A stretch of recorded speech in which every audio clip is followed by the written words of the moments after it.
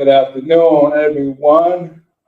Welcome to our Family Saturday session here at Capital Recovery Center. My name is Craig.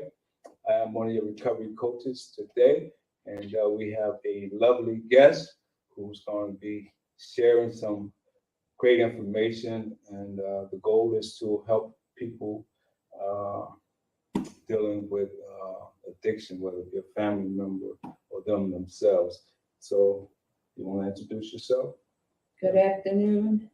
My name is Dawn. I'm also a recovery coach with the row unit and Recovery on Wheels. Mm-hmm. Good morning, I'm Raina. I'm one of the recovery coaches here at Capital Recovery. Yeah, Thanks for joining us on a Saturday. Saturday. And so,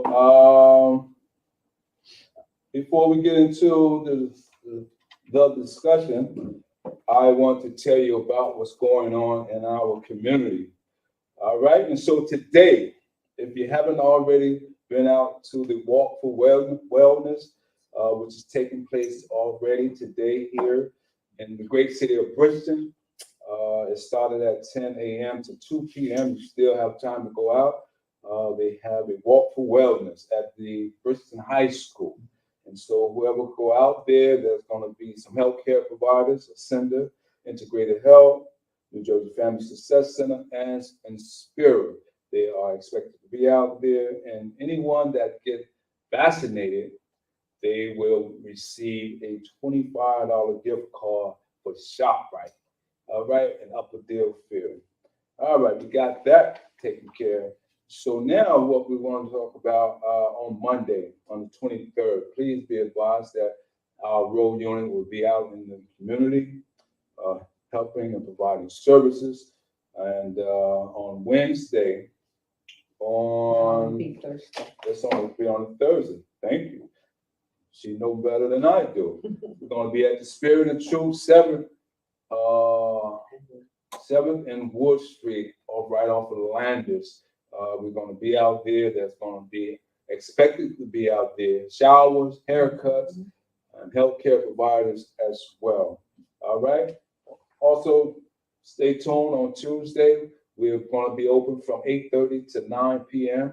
And so we're going to have groups, hybrid groups such as this. And what we're going to be doing at 2 p.m., coffee and conversation. At 5, we're going to be doing our MIT, men in training, mentoring. And then at 7, we're going to be doing our Gratitude Tuesday, none other than myself at 5, at 7, Raina at 7. All right. And so all of that said and done. Now we're going to get into the meat and potatoes of why we're here. And let me just show you what this thing is, what this meeting is all about. I'm going to post that. It says Capital Recovery Center Family Meeting. You are not alone in your need for support. And if you can see right there, it's talk about spouse, partners, child, parent, sibling, grandparent, grandchild, friend. And it says right there, it says, some research show that when people enter a recovery program, their chances for success are improved when they are supported by family members who are in a family recovery program. And so that's our goal, to help each person one family at a time. And so if you would like to contact us, please contact us at 856-391-7449 or 1-800-236-2448. And so with that said, we're going to get right into it. All right, how you feel today, Karen? I'm Dawn. Dawn. I'm doing good. You doing good, Dawn? I am. And Even though I chopped your name all up? that's okay. All right, and so Dawn is here, and we're glad to have her here. And so we're talking about addiction and family relationship, the impact on family. And so without further ado, if you are ready, Dawn, Miss Dawn. I'm just gonna come in and Yeah. take over for you. Please. Sounds good. So I think, I just want to come off of that family week thing that you guys are doing. Mm-hmm. Because as we were talking earlier, for me, when I started this with my family and my children, I was a single mom and I had, my children. Mm-hmm. And at that time, I didn't have any support. Wow. Wow. So I had to kind of go off of my own motherly instincts and what are you going to do? Okay. Okay. Right. Mm. And I think that today, the whole reason I got involved with, the recovery aspect Mm-hmm. was not for my own sake or myself, but to help other families and parents understand. What it's like to be on both spectrum. Absolutely, because I think that, we as parents, we love our children. And as I said, it's a very fine line in loving them and enabling them. Wow. That's so important. And I think also that loving and enabling, but there's also another aspect to that comes, and we also, as their parents, have to be able to love them and support them And in their recovery. in their recovery. Wow. Mm-hmm. Because when they're in active addiction, they're not thinking about the family; they're thinking about themselves. Themselves. That's right. And Absolutely. it's always about where am I going to get the next drug from? How am I going to keep this life going? Mm-hmm. But as a parent, I know that from my own self, when my children were going through it in the early stages, I'm saying early stages up to a good 10 years in, Mm-hmm. 10 even plus years, that I thought it was best to take care of them. Okay. When they was in their Active addiction. active addiction. Okay. Because we're parents, right? So if our kids get cold, we want to treat. Shelter. Yep. Mm-hmm. We want to shelter. We want to love. Mm-hmm. When they're in an active addiction, we see this, but we don't realize unless you are supported and you have something like ROW or Capital Recovery Mm-hmm. that is giving that support system. Yeah. For me, I didn't realize that addiction was a disease. Okay. Okay. I just thought it was my family members who just did what they did, Going through a phase. go into a phase. I didn't realize that it really was a sickness. Yeah. Yeah. So, but as a mom in the family, I was that main person, right? So for me, it was about taking care of them, Mm-hmm. helping them, trying to get them to realize what they were doing. Right. Because early on, I thought that they could just stop. Mm-hmm. Like you can just stop this. You don't have to do this anymore, kind of thing. Yeah. Um, What was the? I don't mean to interrupt you, Dawn, because I know you're on the road. What was the behavior like at the inside the home and outside the home? If you can share a little bit about that. well, inside the home, it was very stressed. Mm. The children, I mean, my kids vary in age, so we went through different ages. Okay. So if the eldest was doing his thing, it was affecting inside the house, it was affecting me, it was affecting the two younger. The young, because everybody watching. Right. Yeah. Then you go through the phases with each child, but eventually I had the two younger, and the house at that point got just really angry, if that's a good way of putting it. Yeah. Emotion. That's an adequate emotion. It was a very angry, stressed time. Mm-hmm. I had kids who were having kids, who were in active addiction. One is going in and out of jail. The other one is robbing and stealing. all along in a process of being a parent and a single parent, saying, how do I handle all of this and get them help? Right. And there's your fine line of love and enabling, because for a lot of years, I enabled my kids to live like that.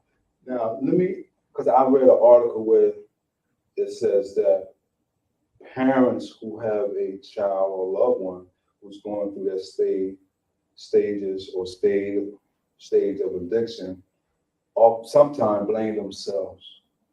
Have you ever felt guilt, like something that you, but it really is not you? I know my mother has. Right, there can be outside influences. She's like, where did I go wrong? Yeah, and I hear that. Well, I know for me, absolutely, I carried guilt for a long time. And I believe, I think my guilt was the breakup of the marriage and their father no longer being involved. Wow. So I carried a lot of guilt, and it did take a very long time for me to finally say, I'm not guilty anymore. I'm done now. Right. Like you're grown up enough to realize that this is the way it is. Yeah. So now you're taking back control of your life. Absolutely. Especially with my younger son, because that was a big thing for him. And that's exactly who I said it to. I just woke up one day and he was in that space, and I was like, look, I'm not guilty anymore. But I think that as parents, we all have to feel that moment of, what did I do wrong? Yeah, because now you're feeling a disconnect. When so many years you felt a connection, now you feel there's a disconnect. Absolutely, because they're disconnected. If you ask me, when I see my kids today in functioning life, running good businesses, living their best lives, I can now look back and say, I did nothing wrong. Yeah, resiliency to bounce back from where they were to what is basically a 3-stage, where they once were from initial stage to going through their addiction, now to their resiliency of sobriety, recovery. So good. It's so good. Here's my only thing I can say to parents, and this is what I had to learn in this process. There comes a time where, as a parent or parents, we have to make a decision. Do we want our child to die, or do we want them to live? And I found in my own experience that it came to a point where I had to turn away. Stop enabling my children and make them realize the impact that the drugs were doing to their life. Yeah. Because I feel like, as a parent, when we're continuously housing them and feeding them and cleaning up after them and supporting them, and that's financial support, not loving support. They don't really have to worry about much. Yeah. Consequence. No, Yeah. until they're out on the street. And that's where I had to get, that was a hard decision, I can imagine. and it hurts. It hurt. Yeah. It hurts. And it hurt every day until you can get to a place, unfortunately, one of my children finally just decided to get the treatment, get help, and move on. One of my other ones had to go to state prison to wake up and have to take a look at, mom's not here. She's not here for me anymore. And we, Safety net. Yeah.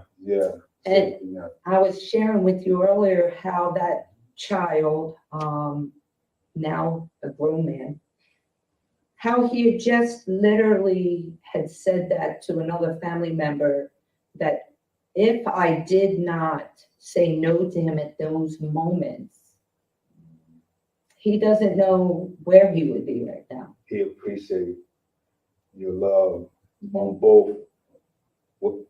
both ends, you know, to be there when he was going through it Yes. and be there once he came out of it.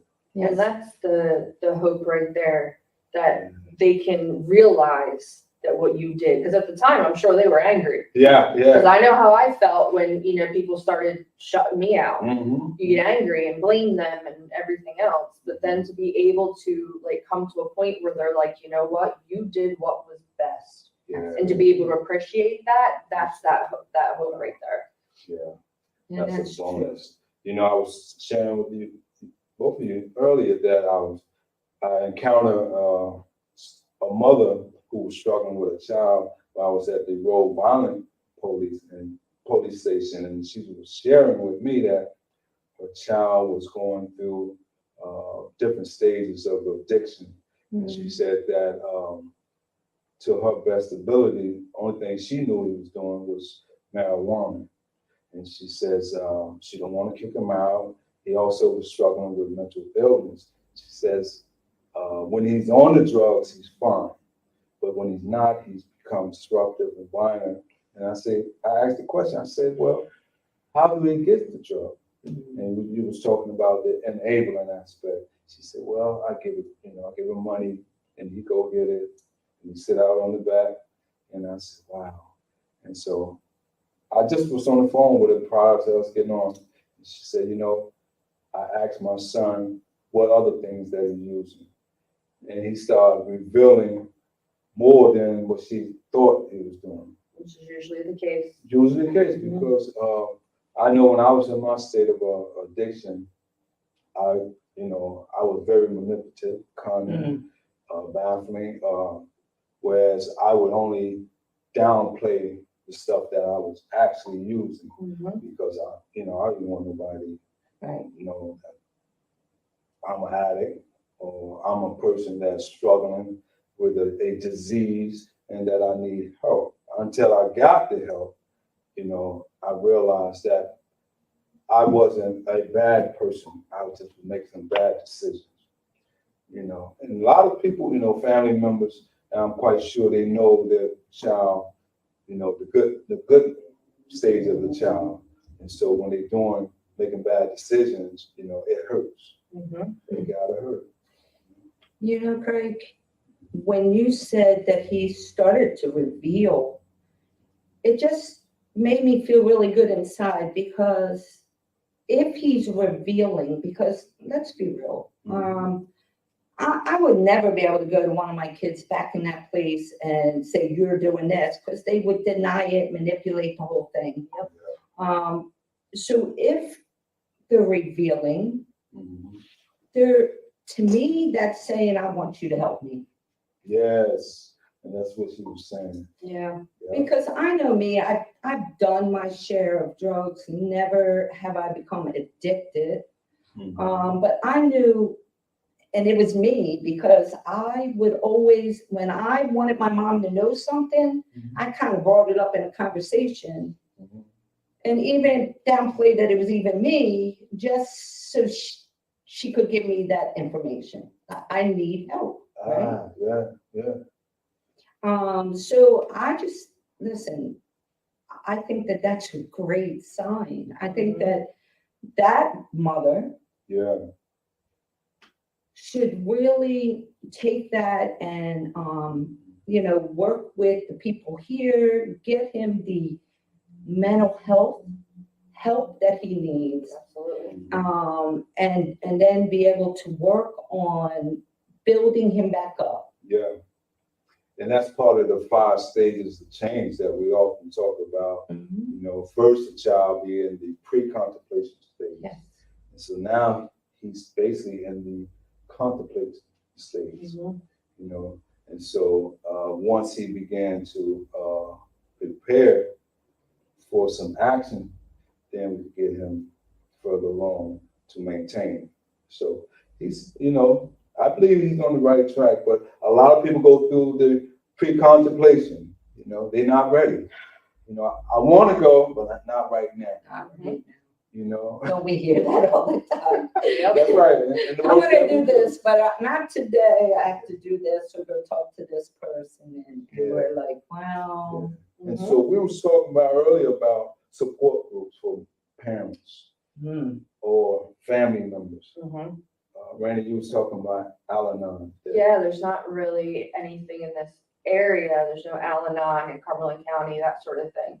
So what we're hoping to do is start to build to give families that support that they need. Give them a place to come and talk to other, parents or, you know what I mean, whatever the family dynamic is, to know that they're not alone. There is support. You can get through this, and like your children or sibling or whatever it is, you know what I mean, you can get through it. So Yeah. And so that's basically, I believe that's what this hybrid meetings is all about. Every third Saturday from 11 to 2, right? Frank? That we're going to be here to, the doors will be open to have families come here as a support group mechanism, and to lean on one another, to share like Ms. Dawn is doing. I think that's great. Yeah. I think it would be I think that is so needed. Yes, yeah. Because like I said, I didn't know back then. And I went through 10 years plus, probably closer to 20, struggling and through this with my own family, within my family. And I just think that having an outlet to be able to come in and talk to other family members, other parents that have to, to get the information and a community to know I am not alone in this. Yeah. Because it really is a family disease. Like my sister she lives out of state, and it affected her. Like, you know what I mean? Just knowing that, like, worrying about me and, that type of thing. So sometimes, like, families don't even realize, or the addict especially doesn't realize how, like, far that, like, ripple goes out and how much it affects, like, the people around you. And like me, myself, I went to a PC community, was called a TC community, therapeutic community, where we did, it was basically a peer community, whereas people just like myself, we was able to sit around in a group setting and share some information. And you'd be amazed how much similarity that you may have with another person. But when you actually know this person or their background, you just getting to know them, and they sharing things that you say, wow, I did that before, or my parent, was going through the same thing, and now we're making the connection. So we're basically supporting each other by, open up, sharing, let them know you're not alone, and that's what the goal here is, to basically let people know here in Cumberland County, you're not alone, no matter if it's your child, your brother, your sister, your parent. Just be willing and open to be able to share some of the things that you may go on through, or maybe some things you went through and that you made it successfully, because we don't want to lose nobody, no one, to substance use disorders, because here it is, the fentanyl is very real. It's very real. And like I was telling the lady, that they are mixing so much fentanyl, which is, I believe, 10 times deadly than the stuff they used to put in when I was using drugs. And so if we can help someone, if you would like to be a part of what we're doing, call that number on the screen that's floating, 856-391-7449, or our hotline, 1-800-236-2448. And as it says, how can we help you with your recovery today? All right, this edition today, we're talking about addiction and family relationship, the impact on family. Ms. Dawn has willingly and openly shared. If there's anything else that you would like to, I think I just want to iterate on like two things that Raina and you said. For Raina, she said how, that rippling effect, it goes through the whole family. the whole family. And I have had statements that have been thrown at me and said, you don't know because you weren't even there. Ooh. Mm. And I can honestly say I've always come back and said, you don't know, because when you did it, you took us all with you. Mm. You took the whole family.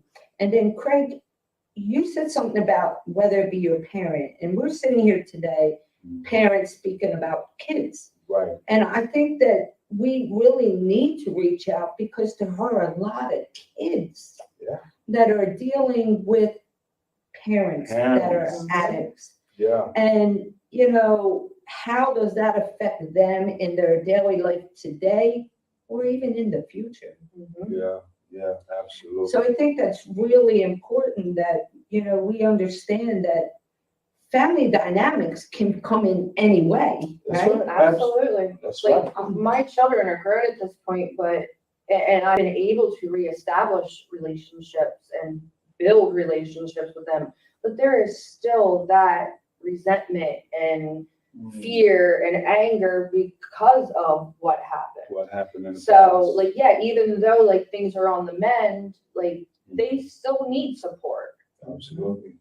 And oftentimes, especially the population that we deal with, whether it be someone on drugs or someone coming out of incarceration, a lot of children are resentful of their parents who may be on drugs because they probably missed a birthday, could have missed a ball game, could have missed a talent show, things of that nature, not knowing that, mommy or daddy was struggling with a disease. And I think the most important one that I personally have heard, and I've heard other people share, is why don't you love me?